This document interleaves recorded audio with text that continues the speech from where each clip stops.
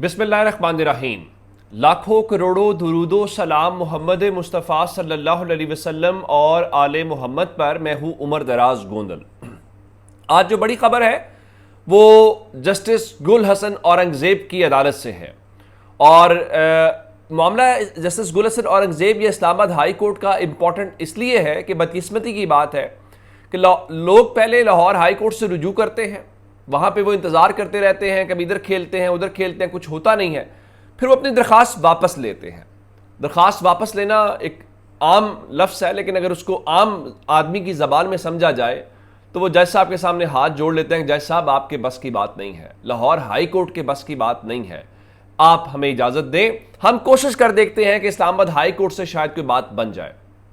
तो Islamabad high court में उनका केस लगता है। आजकल चूंकि जो जजेस अवेलेबल हैं उसमें से जस्टिस गुल हसन औरंगज़ेब भी एक जज हैं, तो आज उनके सामने अजहर मिशवानी के जो भाई हैं उनका मामला अदालत के सामने था और अदालत वाले मामले के ऊपर जस्टिस गुल हसन औरंगज़ेब ने जो अजहर मिशवानी के भाइयों की बाजियाबी का केस है उसमें आज अटॉर्नी जनरल मंसूर आवान पेश हुए।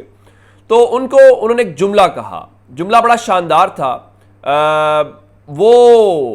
उन्होंने कहा कि the tables can turn tomorrow, यानी उन्होंने कहा कि देखें जो आज कुछ हो रहा है ज़ाहिर है ये कल आपके साथ भी हो सकता है, और उनका कि जो आज कुछ हो रहा है इतना ही गुज़श्ता दौरे हुकूमत भी हो रहा था, हमसे पूछें उनमें और इनमें कोई फ़र्क नहीं है, लेकिन अदालतों ने तो वैसे ही रहना है, हमने आइन और कानून पर अमल करना है, जिस शख्स को उठाया है उस पर अखराजात भी तो आ रहे होंगे, उन अखराजात का जवाब क्या होगा, आखिरकार हासिल क्या होगा।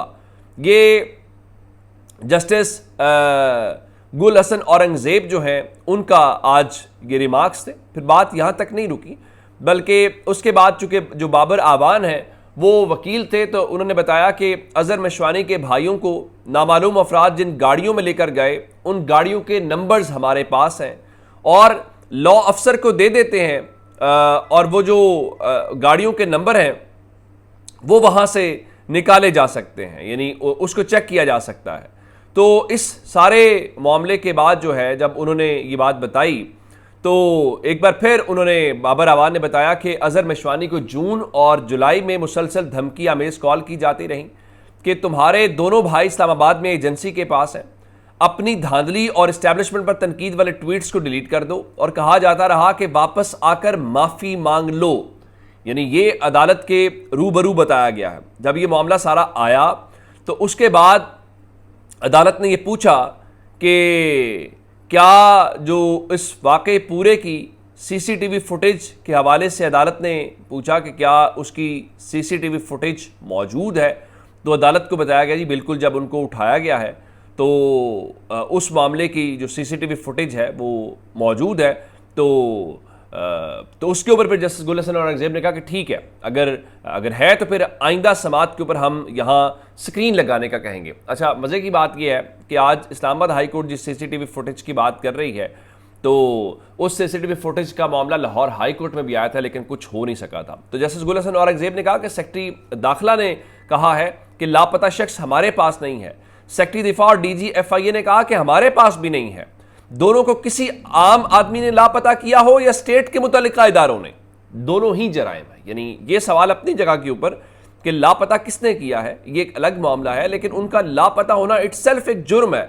यानी आप उसको ये नहीं कह सकते कि जनाब वो चूंकि हमने नहीं उठाया तो वो लापता हो गया तो हमारे ऊपर जिम्मेदारी नहीं हो सकती, ये नहीं हो सकता। तो अदालत ने अब अजहर मिशवानी के जो भाई हैं उनकी बाजियाबी की केस में जो अगवा की सीसीटीवी फुटेज है वो तलब कर ली है और उसके साथ जो है वो समात जुमेरात तक मुलतवी कर ली गई है। उसकी वजह यह है कि जो अटॉर्नी जनरल है उसने अजहर मिशवानी के भाइयों और पाकिस्तान तहरीक इंसाफ के जो एक सोशल मीडिया कारकुन मोहम्मद फैज़ान है उनकी बाजियाबी की दरख्वास्तों के ऊपर उन्होंने ये कहा कि अटॉर्नी जनरल को वज़ीर आज़म से मुलाकात करके जो है वो हल निकालना चाहते हैं, तो 22 अगस्त जुमेरात तक जो मोहलत है वो दे दें। तो अदालत ने उनकी ये इस्तदा मंजूर कर ली, तो उनको मोहलत दे दी है कि ठीक है आप जो है एक बार वज़ीर आज़म से मुलाकात कर लें और वज़ीर आज़म से मुलाकात करके अगर मसले का हल निकलता है तो मसले का हल निकाल लें। लेकिन अब देखना यह है कि वो मसले का हल निकल पाता है कि नहीं पाता। अच्छा, इस दौरान एक मामला तो ये हुआ, दूसरा ये जो मोहम्मद फैज़ान है अजहर मिशवानी के भाई से अलग जो हैं उन्होंने भी आज अदालत के रूबरू उनके जो फैमिली मेम्बर्स थे वो बड़े जज्बाती हुए और बहुत सारी बातें उन्होंने वहाँ पे कई जो ज़ाहिर जो तकलीफ फैमिली होती है वो कहती है। अच्छा, अब ये तो हो गया। अब जब मामला हुआ तो लाहौर इस्लामाबाद हाई कोर्ट से एक और भी खबर थी। आप जानते हैं कि इंटरनेट का मसला बना हुआ है पूरे मुल्क के अंदर, और सब लोग कहते हैं ये फायरवॉल की वजह से है या जानबूझ के इस मुल्क की आईटी इंडस्ट्री को तबाह किया जा रहा है, मुल्क के मुस्तकबिल को तबाह किया जा रहा है। तो हामिद मीर साहब ने एक दरख्वास्त जो है वो दायर की थी जज आमिर फारूक साहब की अदालत के अंदर, जिसमें कुछ इतराज़ात थे। फिर वो इतराज़ात दूर किए गए और अदालत ने कहा जी आज दोबारा उसको समाअत के लिए मुकर्रर कर दें। तो एक तो इंटरनेट सुस्त होने और फिर फायरवॉल की तनसीब के हवाले से हामिद मीर साहब की दरख्वास्त के ऊपर जो वजारत इंफॉर्मेशन टेक्नोलॉजी है और PTA समेत जो है फ्रीकैन को नोटिस अदालत ने जारी कर दिए हैं और उनसे जवाब तलब कर लिया है। और जस्टिस आमिर फारूक साहब जो हैं उनकी अदालत ने आज इस केस की समाअत की और कहा कि आजकल इंटरनेट सुस्त हो गया है। इससे पहले कि हम कोई ऑर्डर करें ये बताएं कि दरअसल हो क्या रहा है, कौन सी वजारत इससे मुतल्लिका है, पता चले कि इंटरनेट स्पीड में कमी की वजह क्या है। इस मुतल्लिक PTA से पूछें या वजारत इंफॉर्मेशन टेक्नोलॉजी से, सेक्रेटरी या जॉइंट सेक्रेटरी में से किसको बुलाएं, उसको बुलाएंगे जो इस मामले का इल्म रखता हो और अदालत को ब्रीफ कर सके। मैं बसद एहतराम इतना ही कहना चाहता हूँ कि जैसे आमिर फारूक साहब की अदालत से तो वैसे ही वो इतनी सख्ती वाला फैसला कभी आया ही नहीं है या वैसी बात करें, लेकिन जिन्होंने इस मुल्क में ये किया हुआ है उनको सत्ते खैरा है। वो इंटरनेट स्लो क्या करें, वो इंटरनेट को उखाड़ दें, बंद कर दें तो भी कुछ नहीं हो सकता, उनको पूरी तसल्ली है। क्या काजी फायज ईसा साहब को नहीं पता? क्या सुप्रीम कोर्ट को नहीं पता? अब जो इंटरनेट की फराहमी है ना वो बुनियादी इंसानी हुकूक में शामिल होती है, लेकिन हमारे जज साहबान कहते हैं कि ये पता नहीं बुनियादी इंसानी हुकूक हमें कहाँ लेके जा रहे थे। शायद उन्हीं बुनियादी इंसानी हुकूक की यादगार जो है वो सुप्रीम कोर्ट के इहाते में तमीर की जा रही है ताकि हम याद करें कि इस माशरे के अंदर बुनियादी इंसानी हुकूक भी होते थे। फिर आप जानते हैं कि लाहौर हाई कोर्ट से भी खबर है। कल मैंने आपको बताया था कि रावलपिंडी का जो बेंच है वहाँ पे रावलपिंडी की पुलिस ने बताया कि जो साबिक डिप्टी सुपरिटेंडेंट जेल अडियाला हैं मोहम्मद अकरम, उनके मुतालिक बताया गया था कि ना तो हमें वो किसी केस में मतलूब है और ना हमारी वो कस्टडी में है, तो हम उनके बारे में इल्म नहीं रखते।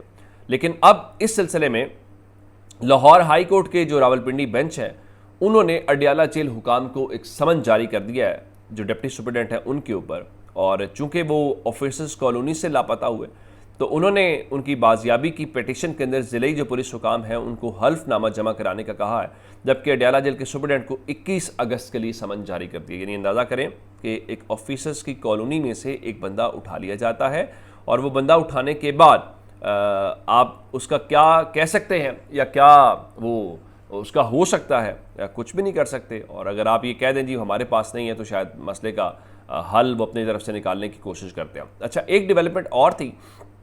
आज आलिया हमजा और सनम जावेद जो हैं वो सरगोदा की इंसदाद दहशतगर्दी अदालत के अंदर मौजूद थी, तो फिर खबरें आई कि शायद उनकी नज़रबंदी के अहकाम जारी कर दिए गए हैं।